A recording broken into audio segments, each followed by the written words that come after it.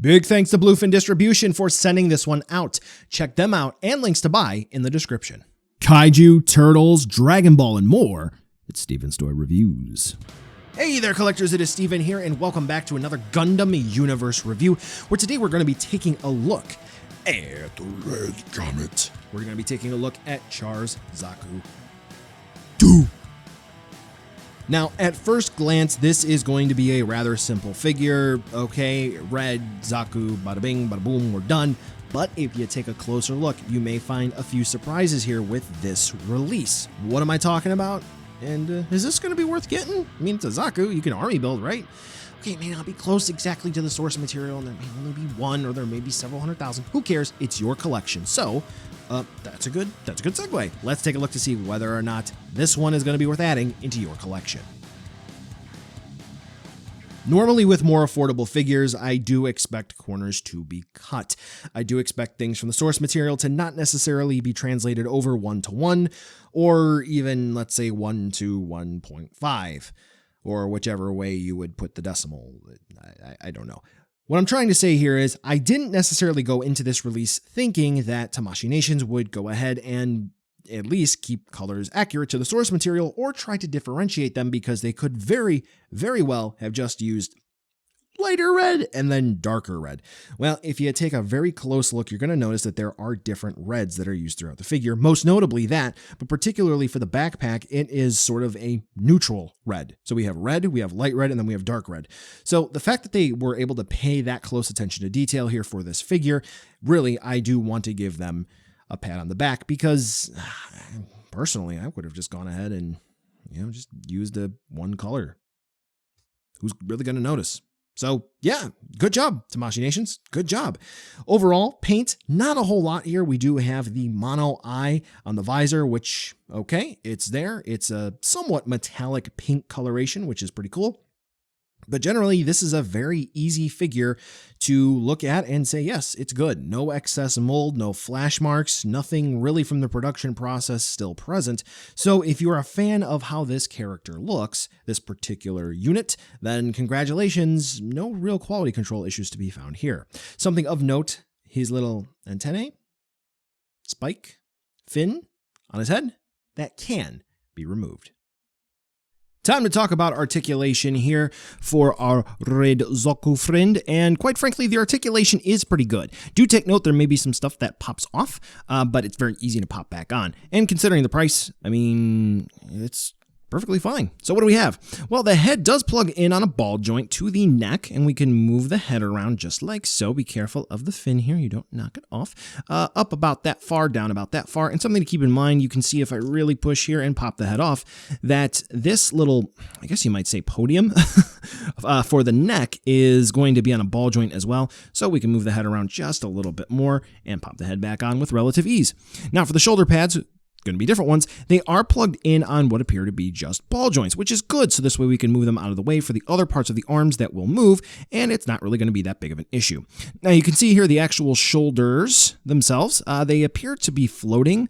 Maybe that's on a ball joint, maybe it's on another type of joint, but the actual shoulders where they do plug into the body, they are going to be on ball joints, and we can rock them around a little bit. It does not appear that there is going to be a hinge system in there to let the figure do a T-pose, so that is something to keep in mind. But what we do have is we are going to have dedicated bicep swivels. There's going to be a nice cut there, so this way we can spin the arms around.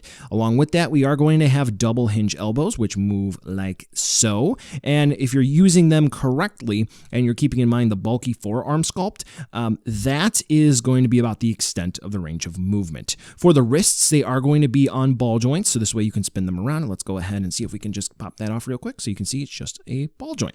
Now, something you're going to see on the legs and on the body here, we do have these tubes which do just plug in for pegs. They're not really going to be moving around too much, except for they are made of a softer plastic here. I do believe that they are made more so of rubber, but so this way they do move around and they don't really get in the way of anything. And if they do need to get in the way of something, they can just pop off with relative ease. Once again, that's my favorite term. Makes crushing rocks seem such a breeze.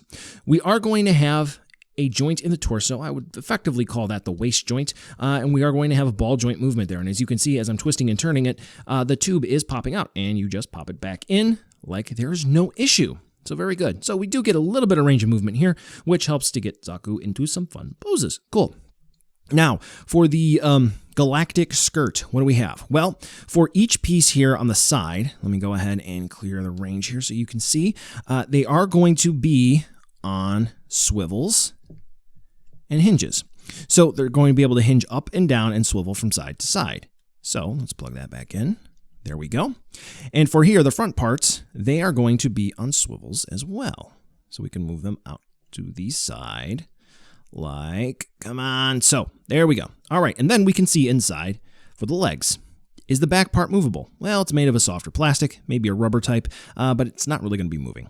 So the legs can move forward on ball joints once you clear out the galactic skirt, as I like to call it, about that far forward and that far back and about that far out to the side without popping anything on the figure off. Now, if you push a little harder, maybe you're going to twist and turn the legs. You can actually pop the ball joints off at the hips, so this way you can get a little bit more movement and you can see what that looks like. Now, on top of that, with the ball joints for the hips, they are going to plug in to the thighs. I believe it's going to be on a ball joint as well. You hear that crack there. It was freeing up, so this way you can move the leg around like so. Now, we are going to have double hinge knees, which, what's our range of movement? That appears to be it. And once again, these tubes here feel more so like rubber, so they're very easy to move. For the ankles, we are going to have ball joints and hinges here, so this way the figure does move around rather well and can take a nice variety of poses. So overall, if you are a fan of Char Zaku, then quite frankly, this is going to be a nice, I would say, entry-grade figure for your collection. Or if you just wanted a posable Gundam figure, Gundam enemy type mobile unit, or red Cherno Alpha inspiration, then this is going to be a fun figure to pose.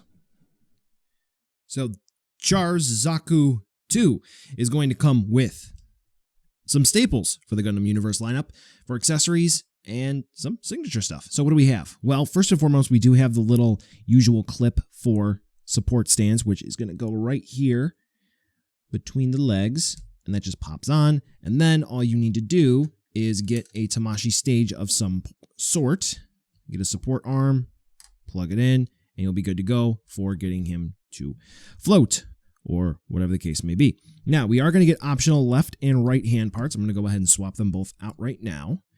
This is going to be for the different accessories. So let's take a quick look at what those optional hand parts look like. Just kind of weapon holding hands, nothing overly fancy there. Now, what do we get? Well, we do get the tomahawk, which has a little peg on it, and you've probably seen throughout the review so far there are little holes in the effective skirt for the Zaku here, and it plugs in, kind of like a hardpoint system for some of the Robot Spirits releases, and it's good to see that they were able to do this here for this release, as that just popped off. I did not push that in hard enough, and there we go. So it's able to be used everywhere. So we'll show him holding the tomahawk in just a second, but then we do also get the machine gun, which does have a swiveling handle, and then I guess this would be the drum pops off, and that also, per the instructions, says you can attach this at the side if you wanted to. I guess that would be up to you. So yes, we can get Zaku to hold them. Let me just go ahead and attach everything here. So first we'll get him posing with the gun.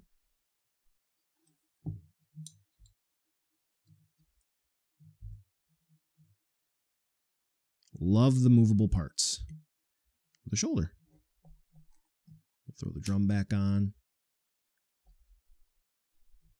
Swing the handle out.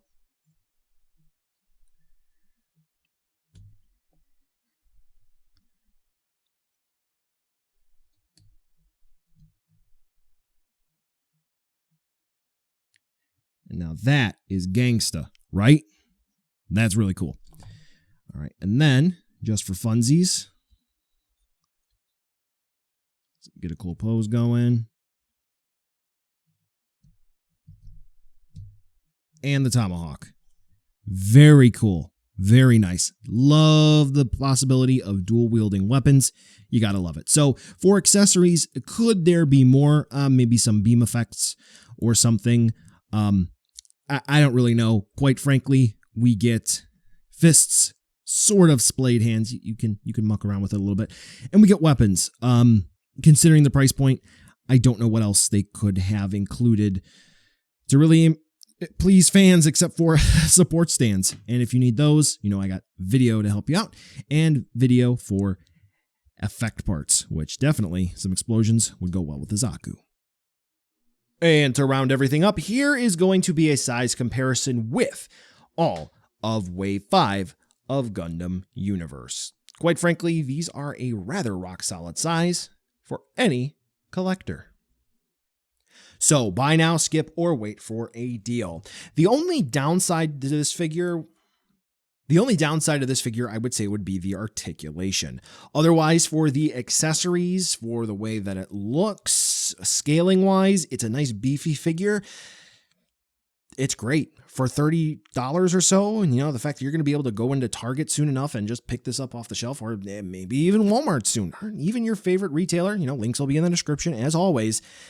This is a pretty solid release. I don't have a huge attachment to this particular era of Gundam, but hey, for a Zaku, again, 1, 5, 1,000 in the source material. Hey, if you're looking to have a leader of your make-believe Zaku unit, or maybe you just want another grunt, this is a fantastic release, both for the specific character and as just a general grunt for your mobile suits to beat up on. Well, collectors, that brings us to the end of the video today, and I just wanted to take a second to thank you so much for watching. Now you've heard a lot from me, I'd like to hear a little bit from you. Drop in the comments down below whether or not you liked it, you hated it, or maybe you were somewhere in between. I also want to take an extra second here for a nice, humongous thank you to all the patrons for SDR over the last month who have really helped the channel grow into what it can be today. So to all of you, 2 big thumbs up. Thank you very much. And now the end card should be popping up, which will give you a few clickable links, like maybe to subscribe or head on over to my Patreon, or some short URLs like to my social media or to my Teespring store. There's also a video I hand selected for you, so if you want to watch another STR video, I hand selected some good content for you to watch, so definitely check out that video. Thank you again so much for watching, and I'll catch ya in the next video.